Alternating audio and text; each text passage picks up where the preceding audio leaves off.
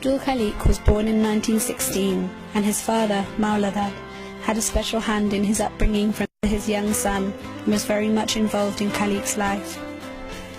When his son was old enough, Mauladad applied and got Khaliq admitted to Lycée Najat. Khaliq developed a special relationship with the members of the Chaki family and was especially close to Shah Bibi Kanun, the wife of Ghulam Jalani, whom he highly respected and considered to be like his own mother.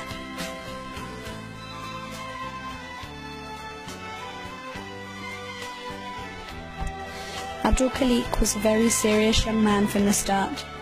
He was emotional and hot-headed, and people always said he had the characteristics of a real man even at a young age. Determination resonated from his very being. He was a decent and honest man, always kept his word and was punctual, was handsome and athletic, particularly fond of gymnastics and football.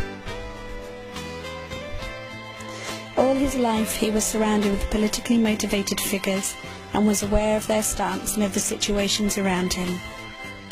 It wasn't unusual that he himself became a revolutionary. After all, he did not have a normal childhood, one of carefree days and equal footings. The special attention his father bestowed on him by keeping him educated and informed made it seem as if Khaliq had accomplished the destination of 100 years of travel in one night, thus giving him the experiences and knowledge of a much older person. He was changed to a fighter, not scared of anything, and was able to fight against tyranny.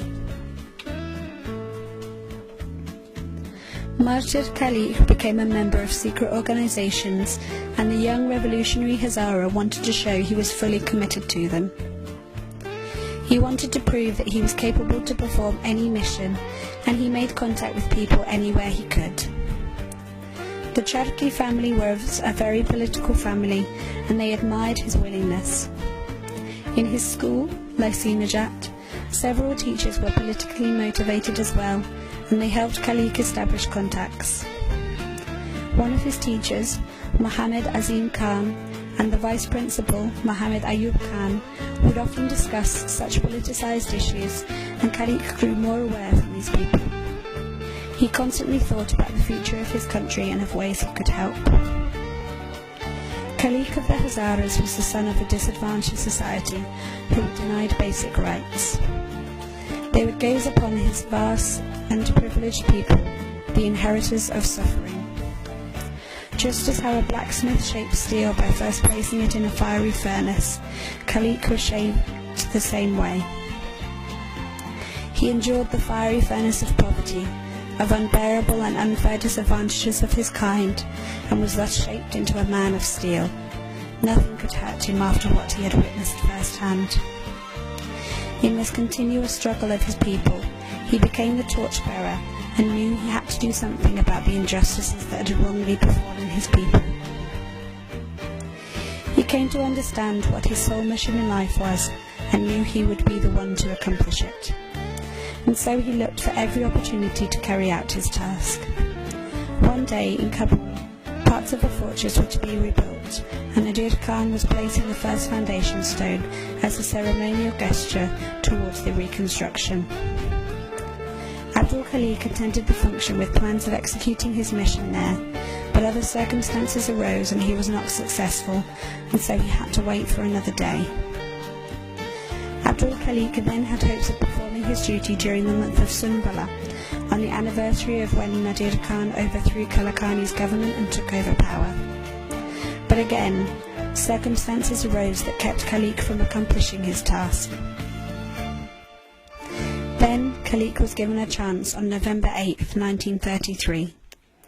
On this day, Nadir Khan planned to attend the final examinations in Lycée Najat, as well as act as a judge at the 4 sports tournaments. He was scheduled to go to different classes and observe while the students took their final exams. One of the classes he attended was Khaliq's. Nadir Khan walked through each row, glancing around him without a care, and reached the row where Khaliq was standing. He took that first auspicious step and his fate was sealed. As Nadir Khan took a few more steps into the row, Khaliq stepped out of his place and came forward to meet Nadir Khan in a calm and relaxed manner. His gun rose like a call to battle, and Khaliq pulled the trigger and fired a bullet aimed at the tyrant in front of him. Before anyone could react, he pulled the trigger again and once again, and Nadir Khan's body shook with each hit before dropping to the floor, motionless once and for all. Abdul-Khaliq had finally accomplished his task, killing one of the worst tyrants in history, the puppet of the British, an evil and unprincipled man who had betrayal running through his veins. Abdul-Khaliq was neither ashamed nor scared of his actions. He did not run away to hide or to escape. He was a man and wanted to face the circumstances. It did not take long for Nadir's henchmen to give the news to Nadir's brothers. All the freedom-loving people and those against tyranny and injustice had cause to celebrate.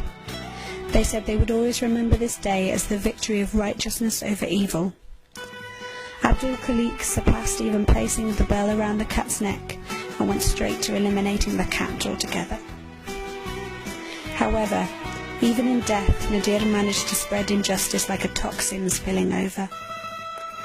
Nadir Khan's brothers and clan wanted to kill every single student in the school for what had happened to the ruler. The rest of the government officials intervened and consulted with them and convinced Shah Mahmud, Nadir Khan's brother, that the killer and the supposed accomplices were arrested and that the other 2,000 students had nothing to do with it. In the afternoon of December 19, 1933, when it was so cold that even a stone would crack, injustice was administered once more upon Khaliq and his people. Not only was Khaliq arrested, but several innocent people were taken as well. Mahmud Khan, his teacher, Mauladad, his father, Kodadad, his uncle, Qurban Ali, the cold water seller, his mother's brother Rabbani, Mustaf and Latif, the youngsters of the Charki family, Ali Akbar Mashir, Mahmud, the employee of Amni's press, students Mir Masjidid, Mohammed Zaman, Mohammed Aziz, Mohammed Ishaq, Mohammed Ayub, the vice principal of Lycée Najat, also known as Amani High School, Mohammed Azim, a teacher. And aside from them, 21 of Abdul-Khaliq's family members, friends and acquaintances, including 2 of his uncle's little children, Abdullah, 9, and Abdul Rahman, 11, were taken as well. They were all taken towards the southern gate of Arq to be shot and then hanged. There was no trial, no chance to defend oneself, nothing. 17-year-old Khaliq was condemned to be martyred. Many others were imprisoned for no stated reason, like Havisa, Khaliq's 9-year-old sister, who ended up dying in prison because of mistreatment.